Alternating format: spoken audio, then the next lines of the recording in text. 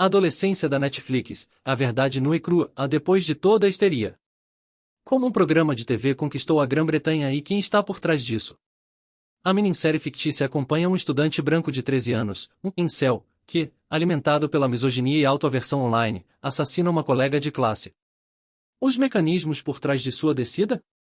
Um coquetel de Andrew Tate, teoria da pílula vermelha, 80-20 e narcisismo. A grande imprensa ficou eufórica. A BBC publicou manchetes chamando-a de impecável.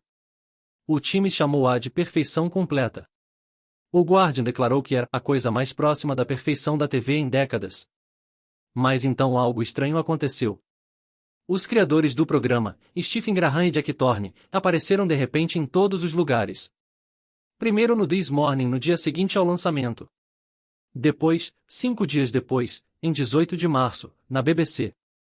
Nas semanas seguintes, Graham apareceu na CNN e no The Tonight Show starring Jimmy Fallon. Mesmo quando não estavam presentes pessoalmente, os painéis de notícias e programas matinais britânicos dedicaram segmentos inteiros ao programa, a ameaça dos adolescentes incels, a misoginia tóxica e a necessidade de intervenção urgente. Para o observador mais cético, tudo parecia bastante coordenado. E os produtores tinham uma mensagem. No mesmo dia 18 de março, eles pediram que a adolescência fosse exibida no parlamento e em todas as escolas da Grã-Bretanha, acrescentando, curiosamente, que deveria haver uma repressão às mídias sociais. No dia seguinte, a deputada trabalhista Anneliese Midgley levantou o assunto durante as perguntas ao primeiro-ministro e perguntou se o governo apoiaria exames nacionais em escolas. Sir Keir Starmer respondeu com aprovação, referindo-se às forças-tarefa que já estão sendo criadas para combater a violência contra as mulheres, a misoginia tóxica, o incelismo, etc. Mas algo em sua resposta o despertou. Ele chamou a adolescência de documentário ou drama. Não uma, mas 2 vezes, repetindo a mesma frase novamente semanas depois, durante uma mesa redonda no 10 Downing Street, onde ele convidou os criadores do programa. A fala provocou indignação pública. Não é um documentário. Então por que Starmer o chamou de documentário? Não podemos esquecer, em apenas um mês após o Partido Trabalhista assumir o poder em julho de 2024, sua secretária do Interior, Yvette Cooper, ordenou uma revisão do combate à violência contra mulheres e meninas usando as mesmas estratégias desenvolvidas para combater o extremismo islâmico e de extrema-direita. Isso foi logo seguido por anúncios de seu secretário de Ciência, Peter Kyle, prometendo aplicar rigorosamente a Lei de Segurança Online, legislação que concede ao Ofcom e à polícia poderes sem precedentes para regular a fala online. Baseado em que, exatamente? De onde surgiu a ideia do show? Em uma entrevista de 4 de março para a Rádio Times, Graham disse que foi parcialmente inspirado por 2 assassinatos da vida real. De onde isso veio, para mim, é que houve um incidente em Liverpool, uma jovem garota, e ela foi esfaqueada até a morte por um jovem garoto. Eu só pensei, por quê? Então houve outra jovem garota no sul de Londres que foi esfaqueada até a morte em um ponto de ônibus. O caso do sul de Londres foi identificado como o trágico assassinato de Liane Andon, uma jovem de 15 anos esfaqueada em setembro de 2023. Seu assassino, Hassan Sentamu, de 18 anos, era um adolescente negro. A questão que se coloca é, em por que, então, o assassino fictício era branco? Os críticos chamaram isso de higienização racial. Se as raças fossem invertidas, se um criminoso branco da vida real tivesse sido substituído por um personagem negro, muitas das mesmas figuras da mídia que elogiaram o show provavelmente teriam gritado racismo. Ainda assim, o caso não estava resolvido. Graham também fez referência a um assassinato em Liverpool, amplamente assumido como sendo o assassinato de Ava White em 2021, uma garota branca assassinada por um suposto garoto branco de 14 anos. Um juiz do Tribunal Superior se recusou a identificá-lo por motivos de assistência social. Isso se alinha mais de perto com o elenco do show. Então, alegações de preconceito racial não se sustentaram como alguns sugeriram. Mas o que o show não refletiu é igualmente revelador. Nenhum dos casos da vida real citados foi diretamente ligado ao Inceldom, à ideologia Red Pill ou a Andrew Tate. Um caso foi ligado à mídia social, mas não foi a única causa. O assassinato de Ava White teria sido resultado de uma disputa sobre um vídeo do Snapchat. O assassinato de Liane Andon teria sido resultado de um confronto envolvendo sua amiga e o suspeito, o ex-namorado de sua amiga, sobre a devolução de itens pessoais. Nenhum vídeo da Tate. Nenhuma motivação incel. Nenhuma narrativa de radicalização online. E, no entanto, esses parecem ser os pilares da adolescência, assim, eu assisti. Desconectando a ficção dos fatos. Para ser claro, não é impossível para um incel branco radicalizado online se tornar violento. Em 2021, Jake Davidson matou 5 pessoas em Plymouth, incluindo sua mãe e uma menina de 3 anos, antes de tirar a própria vida. Foi descoberto que Davidson consumia o niilismo da pílula preta online e admirava abertamente Elliot Rodger, o líder incel por trás dos assassinatos em massa de 2014 na Califórnia. Mas isso está muito longe do que Tate oferece como influenciador. Uma leitura objetiva do conteúdo de Tate não é direta, ele diz algo ultrajante para gerar atenção e depois repete isso em vídeos posteriores com alguma opinião de senso comum ou vice-versa. Por exemplo, em um vídeo do YouTube de julho de 2022, Tate diz: "Não acredito que ela é minha mulher, ela deveria poder vir até mim com seus problemas, e eu deveria resolvê-los." Uma declaração antiquada e possivelmente paternalista, mas nada que pudesse disparar alarmes na maioria dos setores da sociedade. Mais tarde, na mesma entrevista, no entanto, Tate declarou que uma mulher é dada ao homem e pertence ao homem, e mais tarde descreveu as mulheres como sendo propriedade. Ele disse pior, muito pior. Mas quase sempre, as declarações mais provocativas são rapidamente seguidas por advertências, contexto ou redirecionamento. É um padrão, provocação para impulsionar o engajamento, seguida por diluição retórica.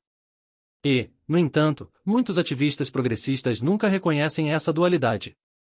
Talvez porque a nuance não faça manchetes. Os dados relevantes. Após seu lançamento, Starmer repetidamente elogiou o programa, afirmando: "Como pai, assistir Adolescência com meu filho e minha filha adolescentes mexeu muito comigo. Todos nós precisamos ter mais essas conversas." Dados esses comentários, alguém poderia pensar que as estatísticas sobre violência misógina, conduzida por Tate e incel, são significativas. A questão é que não são realmente. De acordo com dados governamentais do Prevent, o principal programa anti-extremismo do Reino Unido, apenas 9 encaminhamentos no ano de 2023-2024 foram vinculados a preocupações relacionadas a incel.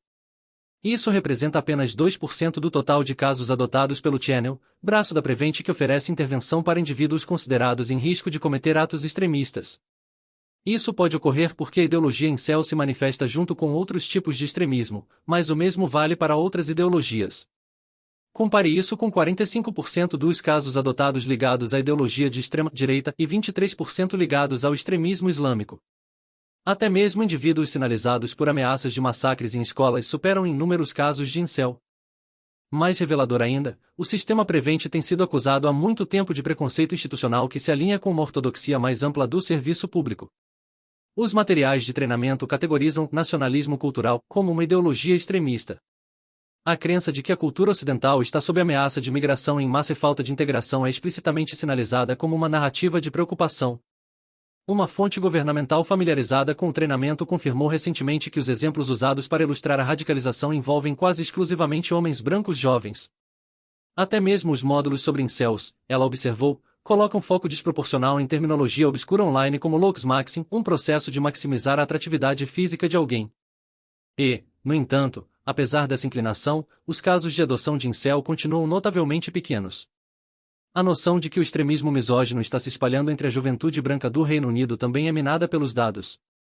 Uma pesquisa de Savanta de 2023 com mais de 1.200 moradores do Reino Unido com idades entre 16 e 25 anos descobriu que, enquanto 41% dos entrevistados negros viam Andrew Tate de forma favorável, e 31% dos entrevistados asiáticos, apenas 15% dos entrevistados brancos o faziam. Dr. William Costello, pesquisador da Universidade de Austin especializado em psicologia incel, confirmou isso em uma entrevista recente com Triggernometry. Seu trabalho mostra consistentemente que a influência de Tate não está concentrada entre jovens brancos descontentes, mas se espalhou muito mais amplamente. E tudo isso acontece em um cenário em que 75% dos casos do MI5 estão ligados ao terrorismo islâmico e os estrangeiros estão significativamente superrepresentados nas estatísticas de crimes sexuais e violentos. Dados do Ministério da Justiça, obtidos mediante solicitação de liberdade de informação, mostram que até 23% dos crimes sexuais, incluindo estupro, foram cometidos por estrangeiros entre 2021 e 2023, apesar dos dados do censo mostrarem que eles representam 9,3% da população. Desproporção. É por isso que alguns ficaram de queixo caído em 31 de março, quando Starmer apoiou oficialmente o plano dos produtores de exibir a série em escolas secundárias, para que o maior número possível de jovens pudesse assisti-la. Os críticos rapidamente apontaram que Girls, da BBC, um drama de 2017 baseado no escândalo real da gangue de aliciamento de Rochelle, nunca foi exibido nas escolas. Essa série retratou parte do aliciamento em escala industrial de meninas brancas vulneráveis da classe trabalhadora por redes de homens, a maioria descendentes do Oriente Médio e do Sul da Ásia. Um caso construído em fatos documentados, depoimentos de testemunhas, relatórios policiais e relatos de sobreviventes em primeira mão. No entanto, é o garoto incel pseudoficcional inspirado em Tate que recebe um mandato do governo. A denunciante original da gangue de aliciamento e ex-detetive Maggie Oliver diz que isso ainda está acontecendo. Sua fundação, criada para dar suporte a sobreviventes, ainda está sendo contatada por dezenas de meninas todo mês. Crimes com facas entre adolescentes também são muito mais comuns. No ano que terminou em março de 2024, mais de 3.200 delitos com faca ou arma ofensiva foram cometidos por crianças de 10 a 17 anos, resultando em advertência ou sentença. Isso é uma queda de 6% em relação ao ano anterior, mas ainda é 20% maior do que há uma década. Nenhuma triagem escolar. Áreas de preocupação mais abrangentes continuam. Mas quando o líder conservador Kemi Badenoch finalmente abordou o problema, pedindo que Starmer priorizasse o crescimento econômico em vez de se entregar ao teatro, a mídia liberal novamente acendeu suas tochas. Primeiro vieram a LBC e Nick Ferrari, sugerindo que Badenoch estava sendo negligente em seu dever por admitir que não tinha assistido ao programa. Sim, aparentemente não assistir a uma minissérie dramatizada da Netflix agora se qualifica como abandono de cargo público. Isso, vindo de uma emissora que se posiciona como campeã do discurso racional.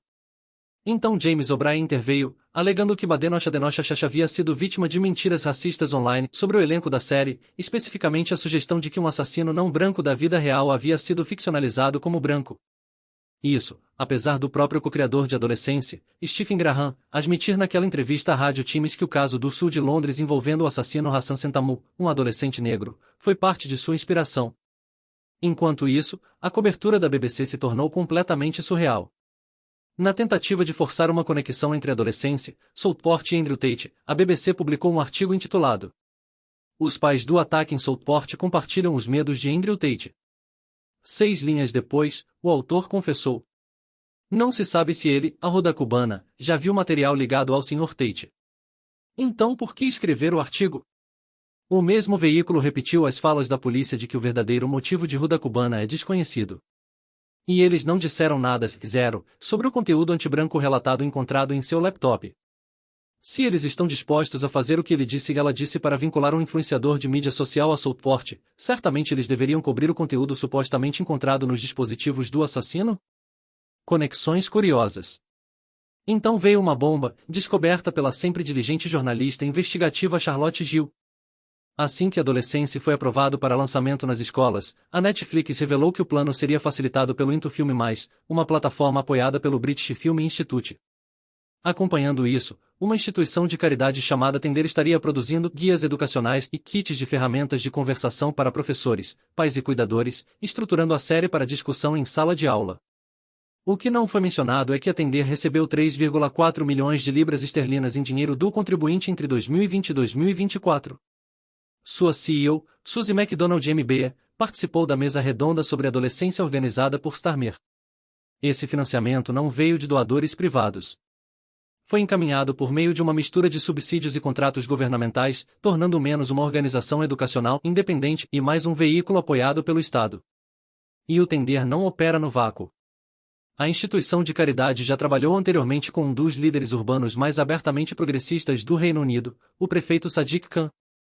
Em 2022, ele lançou um kit de ferramentas antissexismo de 1 milhão de libras esterlinas para todas as escolas secundárias de Londres, desenvolvido em parte com o envolvimento de Tender. Depois temos o Into Film+. No papel, é um serviço de distribuição e educação.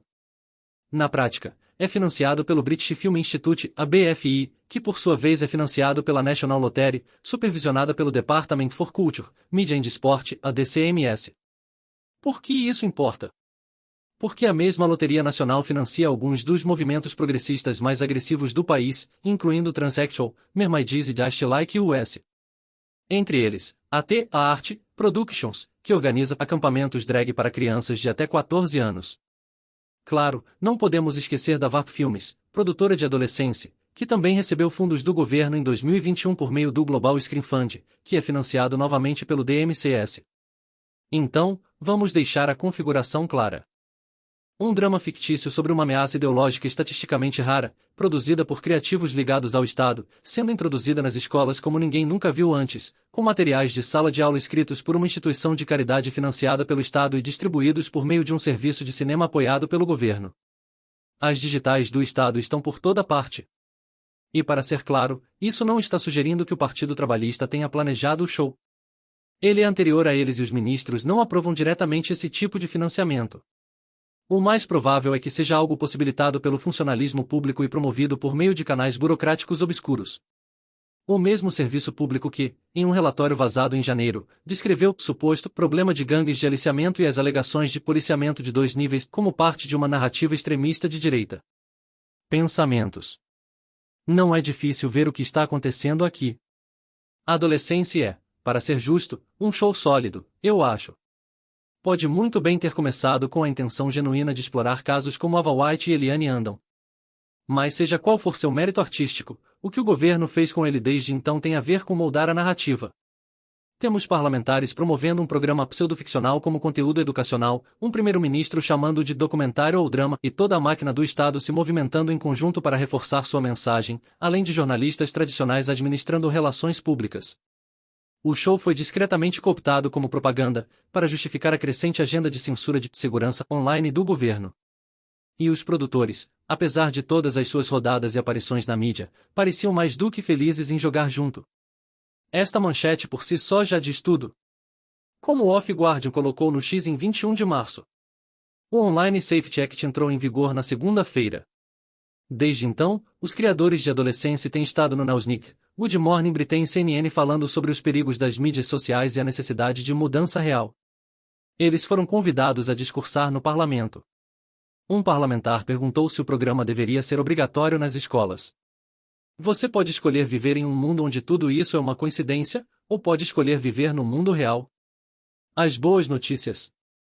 Mais de 1.500 professores e pais em todo o país assinaram uma carta dizendo que a série não é adequada como um recurso educacional.